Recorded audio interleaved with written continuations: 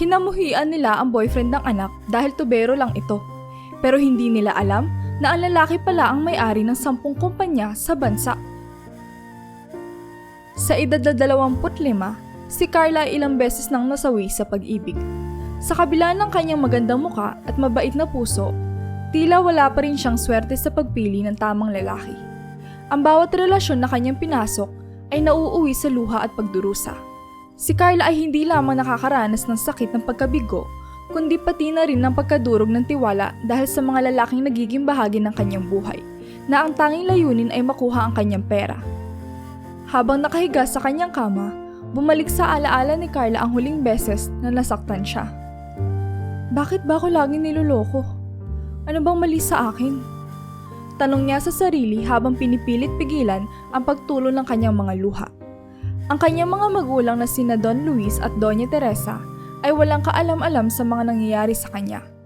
Wala silang alam na nagkakaroon siya ng mga nobyo dahil hindi niya magawang sabihin sa kanila. Takot na muling madinig ang kanilang mga pangaral. Carla, tandaan mo, ang lalaki na dapat mong pakasalan ay kasing yaman natin. Ayaw ko ng mahirap na lalaki. Paulit-ulit na paalala ni Don Luis habang kumakain sila ng hapunan isang gabi. Opo, Papa. Mahinang sagot ni Carla, habang iniisip kung paano niya sasabihin na wala pang ni isang lalaking pumasok sa kanyang buhay ang nagustuhan ng kanyang mga magulang. Alam mo ba anak, ang buhay ay parang negosyo rin. Dapat siguraduhin mong may pakinabang ka rin sa mga desisyon mo. Dagdag ni Doña Teresa na may malamig na tingin sa kanya. Alam ko po, Mama. Sagot ni Carla, pilit nang umingiti. Ngunit sa loob-loob niya, nararamdaman niya ang bigat ng kanilang mga salita. Ang pagmamahal para sa kanya ay hindi lang tungkol sa pera at kayamanan, kundi sa pagkakaroon ng tunay na koneksyon at pagmamalasakit sa isa't isa. Ngunit paano niya ito may papaliwanag sa mga magulang niya mapangmata at maliit ang tingin sa mahihirap? Kapag nawawasak ang puso ni Carla, may isang tao lamang ang kanyang takbuhan. Ang kaibigan niyang si Jessa. Si Jessa ay ang kanyang kanlungan, ang nagbibigay liwanag sa kanyang madilim na mga araw. Isang gabi, matapos ang isa pang masakit na hiwalayan, nagpunta si Carla sa bahay ni Jessa. Jessa, hindi ko na kaya. Bungad ni Carla, halos hindi na makapagsalita sa sobrang bigat ng nararamdaman. Hala Carla, halika dito. Sagot ni Jessa at yumakap na mahigpit sa kaibigan. Ano na naman ang ginawa ng tarantadong yun? Pero lang talaga ang habol niya sa akin. Akala ko mahal niya ako. Sagot ni Carla habang patuloy sa pagluha. Hayaan mo na siya, hindi siya karapat-dapat sa'yo. Aliw ni Jessa. Alam mo, dapat lumabas tayo. Maglibang. Kailangan mo to para makalimot. Siguro nga, Jessa. Salamat ha. Ikaw lang talaga ang nakakaintindi sa akin. Sagot ni Carla habang pilit nang umiti. Lumalabas sila tuwing ganito ang nararamdaman ni Carla. Sa bawat paglabas nila, kahit papaano, naibsan ang sakit ng kanyang nararamdaman. Ngunit sa bawat pagbalik niya sa bahay, bumabalik ang bigat ng kanyang damdamin. Lalo na sa tuwing kasama niya ang kanyang mga magulang. Nararamdaman niya ang hindi matapos-tapos na pressure mula sa kanila. Isang gabi, habang nasa kanyang kwarto si Carla, humihigbi at halos hindi makahinga sa sobrang kalungkutan, pumasok si Doña Teresa. Carla, anong problema mo? Tanong nito, ngunit may halong lamig ang boses. Wala po, Mama. Ayos lang po ako. Sagot ni Carla, pilit na nagpapakatatag. Kung ayos ka lang, bakit ka umiiyak? Baka naman dahil sa kung sino mang lalaki na yan na hindi namin alam ha? Sabi ni Doña Teresa, may halong pag-aalala at inis. Mama, please. Ayoko na munang pag-usapan. Sabi ni Carla, iniwasan ang mga mata ng kanyang ina. Carla, tandaan mo, kung sino man ang pinapakasama mo, siguraduhin mong may kayamanan din. Hindi natin kailangan ng dagdag na pabigat sa buhay natin. Madiing sabi ni Doña Teresa bago ito lumabas ng kwarto. Naiwan si Carla sa kwarto, mas nalulungkot at nahihirapan kaysa sa dati. Ang kanyang puso ay puno ng sugat. Hindi lang dahil sa mga lalaking nagloko sa kanya, kundi pati na rin sa mga pangarap na tila hindi niya matutupad dahil sa pressure ng kanyang mga magulang. Nalulunod siya sa sobrang kalungkutan. At sa puntong iyon, hindi niya alam kung paano siya makakaahon. Paano naman ako? Tanong niya sa sarili. Umaasa na kahit papaano, makahanap siya ng liwanag sa kanyang madilim na mundo. Lumipas ang ilang linggo, ngunit ang bigat sa dibdib ni Carla ay tila hindi pa rin nawawala. Bagaman patuloy siyang nagpupunta kay Jessa para maglabas ng saloobin, alam niyang kailangan niya ng mas malalim na tulong upang makaahon sa kanyang kalungkutan. Isang araw, nagpunta si Carla sa bahay ni Jessa. Inabutan niya itong nag-aayos ng mga gamit sa sala at napansin niya agad ang kasiyahan sa mukha ng kaibigan. Carla, buti at dumating ka! Bungad ni Jessa, yakap ng higpit sa kaibigan. May supresa ako para sa'yo. Ano naman yan, Jessa? Tanong ni Carla, may halong pagtataka at pagod sa boses. May irereto akong lalaki sa'yo. Pinsan ko siya, si James. Alam kong broken ka pa, pero baka makatulong siya para gumaan ang loob mo. Sagot ni Jessa, puno ng pag-asa. Wala ako sa mood, Jessa. Ayoko muna makipag-usap sa kahit na sinong lalaki. Matamlay na tugon ni Carla. Pilit na iniiwasan ang mga mata ng kaibigan. Please, Carla. Hindi naman kailangan seryosohin agad. Kilalanin mo lang siya. Wala namang mawawala. Pakiusap ni Jessa. Pasensya na, Jessa. Hindi ko pa kaya. Sagot ni Carla. Kita sa mukha ang lungkot. Naiintindihan ni Jessa ang nararamdaman ng kaibigan, kaya hindi na niya pinilit si Carla. Nag-usap na lang sila tungkol sa iba pang bagay. Ngunit sa bawat oras na lumilipas, ramdam pa rin ni Carla ang bigat ng kanyang damdamin. Isang umaga, habang abala si Carla sa kanyang trabaho, sa kumpanyang itinatag ng kanyang mayamang ama, napansin niya ang isang kahon na nakapatong sa kanyang lamesa. Sa kanyang pag-usisa, nakita niya ang mga lumang larawan nila ng kanyang ex-boyfriend. Biglang bumalik lahat ng alaala at hindi na niya napigilan ang kanyang mga luha. Napatakbo siya papuntang banyo at doon siya nagkulong. Bakit ba ang sakit? Bakit ba laging ganito? Tanong niya sa sarili habang patuloy na umiiyak. Ang bawat larawan ay tila isang sugat na muling binubuksan sa kanyang puso. Alam niyang kailangan niyang mag-move on, ngunit hindi niya magawa. Kinagabihan, habang naglalakad si Carla papunta sa kanilang kusina, nakasalubong niya ang kanyang ina na si Doña Teresa. Carla, kailangan kitang makausap, sabi ng ina. May seryosong ekspresyon sa mukha. Ano po yun, Mama? Tanong ni Carla. Alam na may mabigat na usapan na naman silang magaganap. Ang tita mo ay nangangailangan ng tulong. Magkakaroon ng pagtatanghal sa school ng pinsan mong si Angie at walang pwedeng pumunta. Nakiusap siya kung pwede ikaw na lang ang pumunta. Paliwanag ni Doña Teresa. Oo naman, Mama, pupunta ako. Agad na sagot ni Carla. Natutuwa na kahit papaano ay makakatulong siya sa kanyang pamilya. Dumating ang araw ng pagtatanghal at si Carla ay masiglang pumunta sa paaralan. Habang nakaupo siya sa gym, naghihintay na magsimula ang palabas, napansin niya ang isang lalaki sa tabi niya.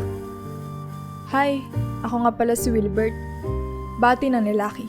May maamong ngiti. Hello, ako si Carla. Sagot ni Carla. Bahagyang nagulat ngunit nagpakita ng magandang disposisyon. Narito ako para suportahan ng kapatid ko magpe-perform. Sabi ni Wilbert. Kita ang pagmamalaki sa kanyang muka. Ako rin, para sa pinsan ko naman. Tugon ni Carla. Sabay ngiti. Habang nagpatuloy ang pagtatanghal, nag-usap sina Carla at Wilbert tungkol sa kanilang mga buhay. Hindi na malaya ni Carla na sa maikling oras ng kanilang pag-uusap, tila gumagaan ang kanyang loob. Si Wilbert ay may magaan at positibong pananaw sa buhay, at naramdaman ni Carla na hindi siya hinuhusgahan. Alam mo, Carla, minsan ang mga bagay na hindi natin inaasahan ang nagdadala ng pinakamatinding saya. Sabi ni Wilbert, habang pinapanood ng kanyang kapatid na magtanghal. Siguro nga, sagot ni Carla, sabay ngiti. Salamat, Wilbert. Kailangan ko tong pag-uusap na to eh. Anytime, Carla.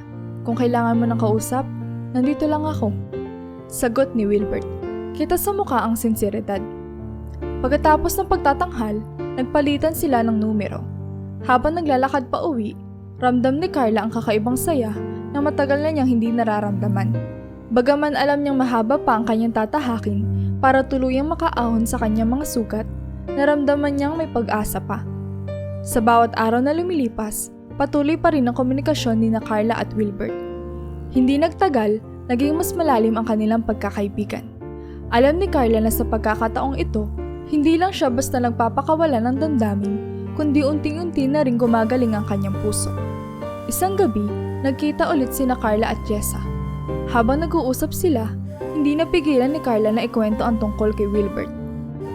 Jessa, may nakilala akong lalaki. Si Wilbert, sa school ng pinsan ko. Bungad ni Carla, may halong kasiyahan sa boses. Talaga? Sabihin mo nga, kamusta siya? Tanong ni Jessa. Kita ang excitement sa kanyang mga mata. Siya yung tipong tao na hindi ko inaasahan, pero nagbigay ng liwanag sa buhay ko. Ang gaan niya kausap. Paliwanag ni Carla. Kita sa mukha ang kasiyahan. Carla, natutuwa akong marinig yan. Deserve mo yan. Sabi ni Jessa, sabay yakap sa kaibigan. Salamat, Jessa. Alam ko na hindi ko pa kayang pumasok ulit sa relasyon, pero masaya ako na may nakilala kong tulad niya. Sabi ni Carla. Patuloy ang pag-usbong ng kanilang pagkakaibigan, at unti-unting bumabalik ang tiwala ni Carla sa sarili at sa pag-ibig. Alam niyang marami pa siyang dapat ayusin sa kanyang buhay, lalo na sa relasyon niya sa kanyang mga magulang. Ngunit sa pagkakataong ito, naramdaman niya na hindi siya nag-iisa. Si Wilbert at ang suporta ni Jessa ay sapat na upang bigyan siya ng lakas na loob na harapin ang mga hamon ng buhay. Lumipas ang ilang araw at tila naging mas maliwanag ang mundo ni Carla. Ang bawat araw na nagkakausap sila ni Wilbert ay puno ng saya at bagong pag-asa. Ngunit hindi pa rin nawawala ang pangamba ni Jessa para sa kaibigan. Carla, sigurado ka ba dyan kay Wilbert? Tanong ni Jessa, isang gabi habang nagkakape sila sa paborito nilang cafe. Bakit mo naman natanong? Tugon ni Carla, bahagyang nagulat sa tanong ng kaibigan. Napansin ko lang na parang nahuhulog na ang loob mo sa kanya. Baka lukuhin ka lang ulit. Sabi ni Jessa, puno ng pag-aalala. Hindi, Jessa. Hindi ko hahayaan na mangyari ulit yun. Alam ko ang ginagawa ko. Sagot ni Carla. Ngunit sa loob-loob niya ay may bahagyang pangamba rin. Basta, mag-iingat ka ha? Paalala ni Jessa, sabay haplos sa kamay ni Carla. Opo, promise. Sagot ni Carla, sabay ngiti. 2 linggo makalipas, nagkaroon ng field trip ang paaralan ni na Angie at kapatid ni Wilbert. Sila ulit ang sumama para magpantay. Habang nasa bus, nagkatabi si na Carla at Wilbert. At dito mas lalong naging malalim ang kanilang pag-uusap. Carla, alam mo, masaya ako na lagi tayong nagkikita. Sabi ni Wilbert, habang nakatingin sa labas ng bintana. Masaya din ako, Wilbert. Parang ang dami kong natututunan sa'yo. Sagot ni Carla, sabay ngiti. Kahit papaano, nakakagaan ka ng loob. Sabi ni Wilbert, sabay tingin kay Carla na puno ng sinseridad. Salamat, Wilbert. Ganon din ako sa'yo. Tugon ni Carla, naramdaman niya ang pag-init ng kanyang pisngi. Sa bawat oras na magkasama sila, mas nagiging malapit ang kanilang loob sa isa't isa. Hindi nagtagal, nasundan pa ulit ang kanilang pagkikita. Hindi na lamang dahil sa mga bata, kundi dahil sa kagustuhan nilang mas makilala pa ang isa't isa. Isang gabi, nagdesisyon si Carla na aminin na kay Jessa ang tunay na nararamdaman niya. Jessa, may aaminin ako sa'yo. Bungad ni Carla habang naglalakad sila sa parke. Ano yun, Carla? Tanong ni Jessa, halatang curious. Nahuhulog na ang loob ko kay Wilbert. Pag-amin ni Carla, sabay buntong hininga. Talaga? Diba sabi ko na nga ba eh? Sabi ni Jessa, sabay yakap sa kaibigan. Masaya ako para sa'yo, Carla. Basta, kung saan ka masaya, susuportahan kita. Salamat, Jessa. Ikaw lang talaga nakakaintindi sa akin.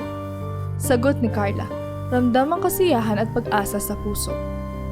Ngunit sa kabila ng kanyang nararamdaman, hindi pa rin magawang aminin ni Carla kay Wilbert ang kanyang tunay na damdamin. Naghihintay siya ng tamang pagkakataon. Isang hapon, nagkasama ulit sila ni Wilbert para maghapunan sa isang restaurant. Wilbert, may gusto akong ikwento sa'yo. Simula ni Carla, habang naghihintay sila ng kanilang order. Ano yun, Carla? Tanong ni Wilbert.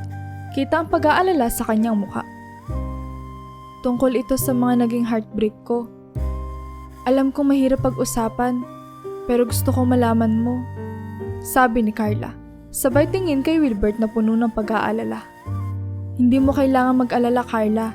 Nandito lang ako para makinig. Tugon ni Wilbert, sabay hawak sa kamay ni Carla. Salamat, Wilbert, sabi ni Carla, sabay buntong hininga. Lahat ng naging relasyon ko, pera lang ang habol sa akin. Paulit-ulit akong nasasaktan at hindi ko alam kung paano ako makakabangon. Hindi kita huhusgahan, Carla. Lahat tayo may pinagdadaanan, sabi ni Wilbert. Puno ng sinseridad ang boses. Alam mo, Carla, bawat sugat ay may panahon ng paghilom. Ang mahalaga, natututo tayo. Habang nagkukwento si Carla, hindi niya maiwasang maluha. Ramdam niya ang bigat ng kanyang damdamin. Ngunit sa bawat salita ni Wilbert, tila gumagaan ang kanyang loob. Hindi nagtagal, napansin ni Carla na hinawakan ni Wilbert ang kanyang kamay. Carla, gusto kong malaman mo na nandito lang ako para sa'yo. Hindi kita iiwan, sabi ni Wilbert, sabay tingin sa mga mata ni Carla. Hindi kita sasaktan. Sa pagkakataong iyon, naramdaman ni Carla ang kakaibang kasiyahan. Hindi lamang dahil sa mga salitang binitawan ni Wilbert, kundi dahil sa sinseridad na nararamdaman niya mula rito. Bagaman hindi niya pa rin magawang aminin ang kanyang tunay na nararamdaman, alam niyang may pag-asa pa. Salamat, Wilbert. Malaking bagay ang mga sinasabi mo, sagot ni Carla, sabay ngiti. Anytime, Carla. Kahit ano pa ang mangyari, nandito lang ako, tugon ni Wilbert, sabay haplos sa kamay ni Carla. Katapos ng kanilang hapunan, nagpaalam na sina Carla at Wilbert. Ngunit sa pagkakataong ito, hindi na lamang simpleng kaibigan ang tingin ni Carla kay Wilbert. Alam niyang unti-unti nang nahuhulog ang kanyang loob. At sa bawat araw na lumilipas, mas nagiging malalim ang kanyang nararamdaman. Habang naglalakad pa uwi, nag-text si Carla kay Jessa. Jessa, alam ko na. Mahal ko na si Wilbert. Simpleng text ni Carla, puno ng emosyon. Agad na nag-reply si Jessa. Masaya ako para sa'yo, Carla. Kung ano man ang mangyari, nandito lang ako para sa'yo. Sa bawat hakbang ni Carla, ramdam niya ang bagong pag-asa. Bagaman puno pa rin ng pagsubok ang kanyang buhay, alam niyang hindi na siya nag-iisa. May mga taong handang umalalay sa kanya. At sa pagkakataong ito, handa na siyang harapin ang lahat ng hamon ng kanyang buhay kasama ang mga taong tunay na nagmamalasakit sa kanya. Sa muling pagkikita ni Carla at Wilbert, naramdaman ni Carla na may kakaiba sa kilos ni Wilbert. Mas seryoso ito kaysa sa dati, ngunit puno ng determinasyon. Nagkita sila sa isang tahimik na cafe, at sa sandaling iyon, alam ni Carla na may mahalagang sasabihin si Wilbert. Carla, may gusto akong sabihin sa'yo. Simula ni Wilbert, habang magkahawak ang kanilang mga kamay. Ano yun, Wilbert? Tanong ni Carla. Kita ang pag-aalala sa kanyang muka. Carla, alam kong ilang beses ka nang nasaktan. Alam kong mahirap magtiwala ulit. Pero gusto kong malaman mo na mahal kita. Diretsong sabi ni Wilbert, sabay haplos sa kamay ni Carla. Hindi ko na kayang itago pa ang nararamdaman ko. Hindi makapagsalita si Carla. Ramdam niya ang init ng kamay ni Wilbert at ang sinseridad sa mga mata nito. Wilbert, mahal din kita. Mahina ngunit punong-puno ng emosyon na sagot ni Carla. Sa gabing iyon, naging opisyal na silang magkasintahan. Isang bagong kabanata ang nagsimula sa kanilang buhay. Ngunit hindi nagtagal, dumating ang isang pagsubok na hindi nila inaasahan. Isang hapon, habang abala si Carla sa kanilang bahay, tumawag ang kanyang ama ng tubero dahil nasira ang linya ng tubig sa kanilang lababo. Nang dumating ang tubero at kumatok sa kanilang pinto, nagulat si Carla nang pagbuksan ito ng kanyang ama. Ikaw? Bulalas ni Carla. Nanlaki ang mga mata sa pagkakakita kay Wilbert na nakasuot ng uniform ng tubero. Carla, sabi ni Wilbert, halatang nabigla rin sa sitwasyon. Anong ibig sabihin nito, Carla? Kilala mo siya? Tanong ni Don Luis, halatang nagtataka. Opo, Papa. Siya si Wilbert, ang boyfriend ko. Diretsong sagot ni Carla. Hindi na nagawang magsinungaling. Tahimik lamang si Wilbert. Tila nahihiya at nag-aalala sa magiging reaksyon ng ama ni Carla. Sa mga sandaling iyon, tila bumaliktad ang mundo ni Carla. Ang kanyang pinakamamahal ay isa palang tubero. Isang trabaho na alam niyang hindi matatanggap ng kanyang mga magulang. Boyfriend mo siya? Isang tubero? Hindi ko to matatanggap, Carla. Galit na sigaw ni Don Luis. Lumayas ka rito! Hindi kita kailangan dito! Papa, please! Huwag naman ganito! Pagmamakaawa ni Carla. Ngunit hindi ito pinakinggan ng kanyang ama. Tumawag si Don Luis sa kumpanya at nagdemand ng ibang tubero. Sabay paalis kay Wilbert. Wilbert, wait! Sigaw ni Carla habang sinusubukang habulin si Wilbert palabas sa kanilang bahay. Ngunit pinigilan siya ng kanyang mga magulang. Carla, hindi siya karapat-dapat para sa'yo. Hindi mo kailangan ng mahirap na lalaki sa buhay mo. Madiing sabi ni Don Luis. Pero mama, papa, mahal ko siya. Pagmamakaawa ni Carla. Ngunit walang epekto ang kanyang mga salita.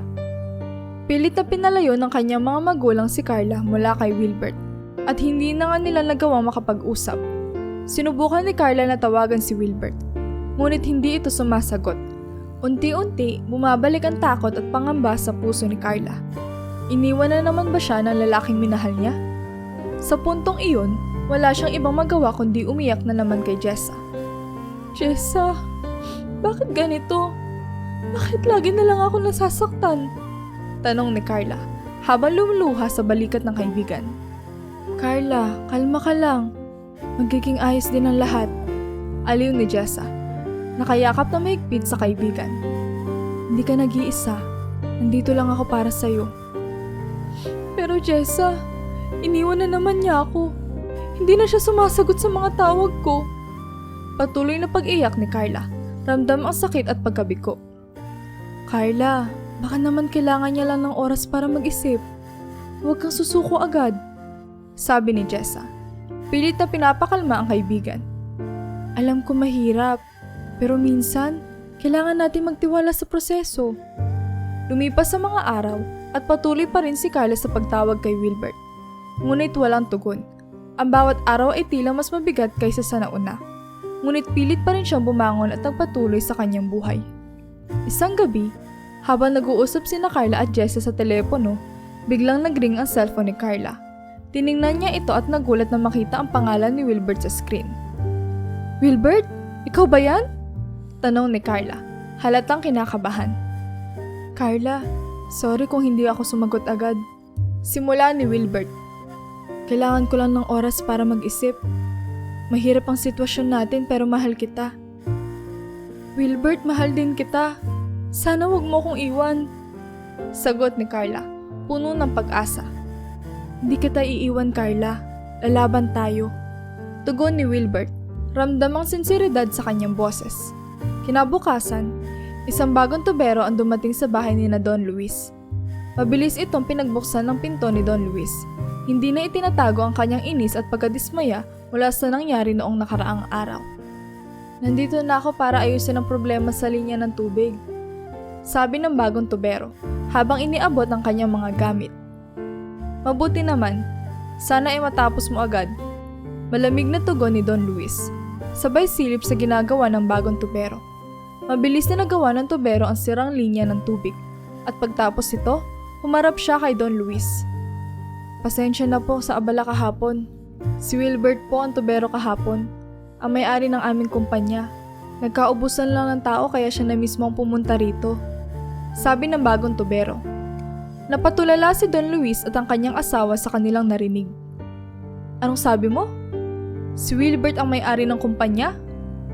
Tanong ni Don Luis. Halatang nagulat. Opo sir, siya po ang CEO ng aming kumpanya.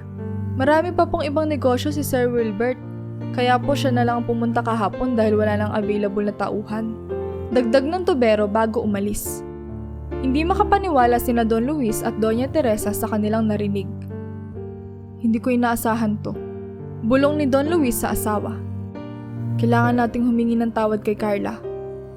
Agad silang pumunta kay Carla na nagmumukmok pa rin sa kanyang kwarto. Carla anak, Kailangan nating mag-usap. Bungad ni Don Luis. May halong pag-aalala at pagsisisi sa boses. Ano po yun, Papa? Tanong ni Carla.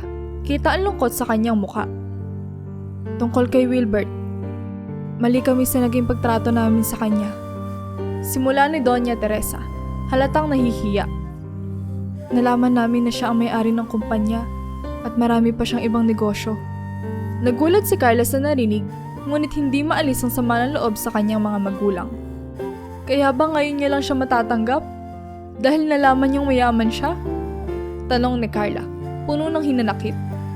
Bakit ba laging umiikot ang buhay niyo sa pera? Carla, patawarin mo kami. Hindi namin alam. Pagmamakaawa ni Don Luis. Alam naming mali kami. Kaya sana mapatawad mo kami. Bibigyan ko kayo ng pagkakataon. Pero kailangan niyong patunayan na kaya niyong magbago. Sagot ni Carla. Pilit na pinapakalma ang sarili. Lumipas ang ilang araw, nag-usap sina Carla, Jessa at Wilbert tungkol sa mga nangyari. Hindi pa rin ako makapaniwala, Wilbert. CEO ka pala ng 10 kumpanya. Sabi ni Jessa, halatang naguguluhan. Oo, Jessa. Hindi ko naman ito pinagyayabang. Dahil mas gusto ko makita ng mga tao kung sino ako bilang tao. Hindi dahil sa pera ko. Paliwanag ni Wilbert. Hawak ang kamay ni Carla. Carla, gusto kong patawarin mo ang mga magulang mo. Alam kong nasaktan ka nila, pero lahat tayo ay nagkakamali. Tama si Wilbert, Carla. Kahit gaano kahirap, minsan kailangan nating magpatawad. Dagdag ni Jessa, sabay ngiti sa kaibigan. Salamat, Wilbert. Jessa, alam kong mahirap, pero susubukan ko. Sagot ni Carla, puno ng emosyon. Isang gabi, humarap sina Don Luis at Doña Teresa kay Wilbert upang humingi ng tawad. Wilbert, patawarin mo kami sa naging asal namin. Mali kami at nagsisisi kami. Sabi ni Don Luis, halatang nahihiya. Tinatanggap ko ang inyong paghingi ng tawad. Sagot ni Wilbert, kitang sinseridad sa kanyang mga mata. Ngunit sana ay natutunan niyo na hindi lahat umiikot sa pera. Ang tunay na yaman ay nasa puso at sa pagmamahal na ibinibigay natin sa isa't isa. Bakas na bakas ang kahihiyan at pagsisisi sa mukha ng mag-asawang matanda. Salamat, Wilbert. Magbabago na kami. Sabi ni Doña Teresa, sabay yakap kay Carla. Sa mga sumunod na araw, unti-unting nagbago ang relasyon ni Carla at ng kanyang mga magulang. Naging mas bukas sila sa isa't isa. At natutunan nilang pahalagahan ang tunay na kahulugan ng pagmamahal at pamilya. Patuloy na lumalalim ang relasyon nila Carla at Wilbert. Sa bawat pagsubok na kanilang hinarap, naging mas matatag ang kanilang pagmamahalan. Naging inspirasyon sila sa kanilang mga kaibigan at pamilya, na sa kabila ng lahat ng pagsubok, ang tunay na pagmamahal at pagpapatawad ang magdadala sa atin sa tunay na kaligayahan. Isang gabi, habang naglalakad sina Carla at Wilbert sa ilalim ng mga bituin, napatigil si Wilbert at hinarap si Carla. Carla, mahal kita. At alam kong marami pa tayong haharapin na pagsubok. Pero alam kong kakayanin natin. Mahal din kita, Wilbert. Salamat sa lahat ng ginawa mo para sa akin. Sagot ni Carla, puno ng pagmamahal ang kanyang mga mata. Niyakap ni Wilbert si Carla. At sa sandaling iyon, alam nilang simula pa lamang ito ng kanilang bagong paglalakbay. Sa bawat hakbang na kanilang gagawin, kasama nila ang isa't isa. Handang harapin ang anumang pagsubok na darating. At sa bawat paglipas ng araw, natutunan nila na ang tunay na yaman ay hindi nasusukat sa pera, kundi sa pagmamahal, pagtitiwala, at pagpapatawad na kanilang ibinibigay sa bawat isa.